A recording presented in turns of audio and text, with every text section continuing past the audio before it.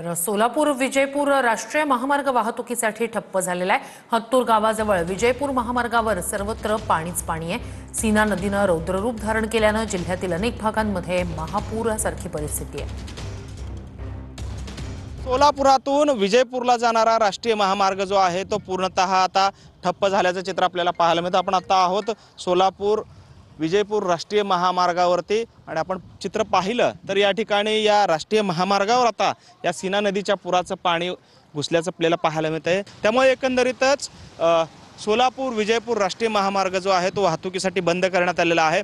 जर आपण समोरच्या दिशेला पाहिलं तर नागरिक जे आहेत ते धोकादायक प्रवास करत या ठिकाणी हे सर्व नागरिक जे आहेत ते इथे आपल्याला ये जा करताना पाहायला मिळत आहेत। सोलापूर विजयपूर राष्ट्रीय महामार्ग जो आहे तो आता बंद झाल्याचं चित्र आपल्याला या ठिकाणी पाहायला मिळत आहे।